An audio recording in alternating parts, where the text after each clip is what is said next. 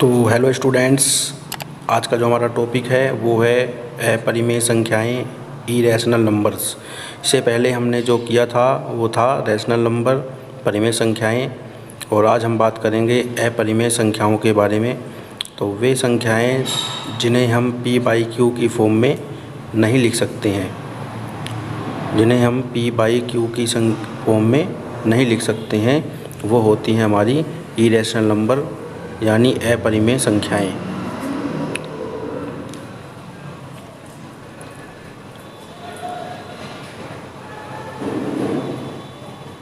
नहीं लिख सकते हैं। ठीक है स्टूडेंट्स, तो ये हैं अपरिमेय संख्याएं, और जिन्हें हम p/q की फॉर्म में लिख सकते हैं वो क्या होती हैं? परिमेय संख्याएं। तो परिमेय और अपरिमेय को मिलाकर क्या बनता है? वास्तविक संख्याएं, जिन्हें हम कहते हैं रियल नंबर्स, वास्तविक संख्याएं। और वास्तविक संख्याओं के अंदर कौन कौन सी संख्याएं होती हैं? एक तो होती है परिमेय, ये मैं आपको डिटेल में बता रहा हूँ, ध्यान से इसको समझते रहिए और लास्ट तक वीडियो को ज़रूर देखना, इससे आपको अच्छे से समझ में आ जाएगा। और दूसरा होता है अपरिमेय संख्याएं। अपरिमेय संख्याएं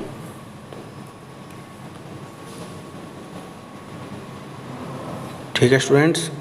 अब इसके बाद एक परिमेय संख्याएं और अपरिमेय संख्याओं के अंदर कंडीशन होती है। परिमेय संख्याएं दो तरह की होती हैं। एक परिमेय संख्या जिसे हम कहते हैं शांत, शांत यानी टर्मिनेटिंग, और एक होती है अशांत, अशांत आवर्ती, आवर्ती यानी रिपीटिंग। ठीक है स्टूडेंट, तो इसको हम कहते हैं इंग्लिश में टर्मिनेटिंग, यानी जिसका डिवाइड पूरा हो जाता है, यानी कोसेंट रिमाइंडर 0 बचता है, वो होता है शांत। और जिसका डिवाइड ख़त्म नहीं होता है, वो बार बार रिपीट होता है, उसे हम कहते हैं नॉन टर्मिनेटिंग रिपीटिंग। आवर्ती का मतलब होता है रिपीटिंग, यानी जिसका डिवाइड बार बार रिपीट होता है, वे संख्याएं होती हैं अशांत आवर्ती। और अपरिमेय संख्याएं वे होती हैं जो अशांत हो और अनावर्ती हो, यानी जिसका डिवाइड ना तो ख़त्म हो और ना ही रिपीट हो, वो होती हैं अशांत अनावर्ती। आवर्ती यानी रिपीटिंग और अनावर्ती यानी नॉट रिपीटिंग। ठीक है स्टूडेंट, तो ये था वास्तविक संख्याओं के बारे में, रियल नंबर्स, परिमेय संख्याएं और अपरिमेय संख्याओं को मिलाकर बनता है वास्तविक संख्याएं। ठीक है, तो ये अशांत आवर्ती और शांत आवर्ती। ठीक है स्टूडेंट, अशांत आवर्ती नॉन टर्मिनेटिंग और आवर्ती रिपीटिंग, और अपरिमेय संख्याएं अशांत और अनावर्ती। तो अपरिमेय संख्याएं ये होती हैं, और परिमेय संख्याएं यानी रैशनल नंबर, रैशनल नंबर्स, और इन दोनों को मिलाकर बनता है वास्तविक संख्याएं यानी रियल नंबर्स।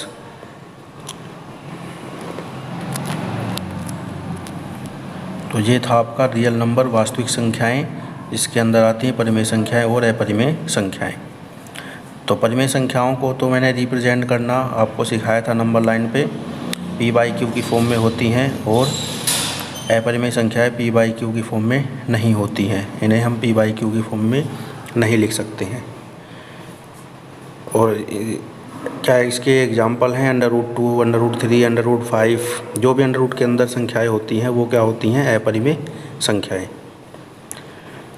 तो ठीक है स्टूडेंट, इसके बाद बात करते हैं रिप्रेजेंटेशन। तो अपरिमेय संख्याएं को हमने रिप्रेजेंट करना नंबर लाइन पर सीखा था, और अब हम बात करेंगे अपरिमेय संख्याओं को कैसे नंबर लाइन पर रिप्रेजेंट करते हैं। तो जैसा कि रैशनल नंबर जो होते हैं, रैशनल नंबर्स, परिमेय संख्याएं,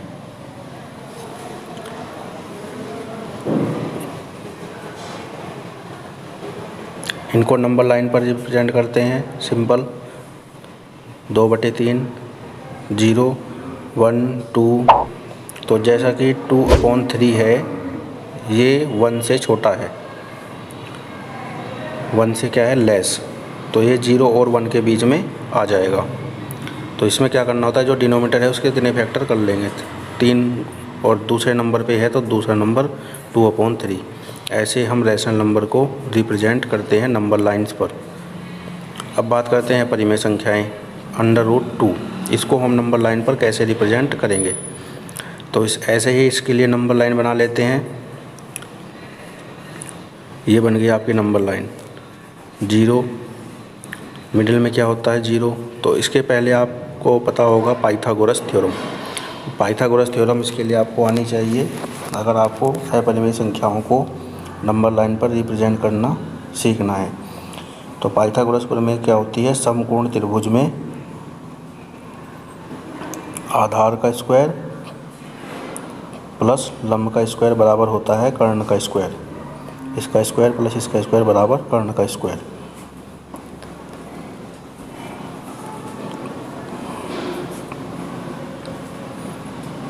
AB का स्क्वायर प्लस AC का स्क्वायर बराबर BC का स्क्वायर। ये है आपकी पाइथागोरस थ्योरम। पाइथागोरस थ्योरम हमेशा समकोण त्रिभुज पर ही लगाई जाती है। तो √2 को हम क्या लिख सकते हैं, √2 को लिख सकते हैं 1 का स्क्वायर प्लस 1 का स्क्वायर। तो ये 1 बेस हो गया और 1 हाइट हो गया। तो यहाँ पर हम 0 और 1 सेंटीमीटर ले लेते हैं स्केल से। ये हो गया हमारा बेस, और फिर यहाँ पर 1 लिख लेंगे, और ये 1 जो है वो हो गई आपकी हाइट। तो ये बन जाएगा अब समकोण त्रिभुज। तो 1 बेस और 1 हाइट। तो पाइथागोरस से क्या था कि बेस का स्क्वायर प्लस हाइट का स्क्वायर इज इक्वल टू कर्ण का स्क्वायर। तो 1 का स्क्वायर ये क्या बन गया √2। तो ये √2 आ गया आपका representation on number line. But ये नंबर लाइन पर नहीं है, ये इस तरीके से है। तो हम क्या करते हैं, प्रकार लेंगे कंपास और इसको ऐसे रख के नाप कर जहाँ पर हमारा O है वहाँ पर सेंटर लेंगे, और उसके बाद इसको नीचे की तरफ ऐसे बना देंगे। तो यहाँ तक की O से और यहाँ तक की जो डिस्टेंस है वो हो जाएगी हमारी √2। तो इस तरीके से हम रिप्रेजेंट करते हैं अपरिमेय संख्याओं को नंबर लाइन पर। ठीक है स्टूडेंट, तो ये था √2 का सॉल्यूशन। और इसके बाद मैं एक और क्वेश्चन आपको करके दिखा रहा हूँ। तो हम ले लेते हैं √5। तो ये आपका एक्सरसाइज में भी क्वेश्चन दिया गया है, √5 को कैसे रिप्रेजेंट करेंगे। तो सबसे पहले देखते हैं √5 को हम लिख सकते हैं √2 का स्क्वायर प्लस 1 का स्क्वायर।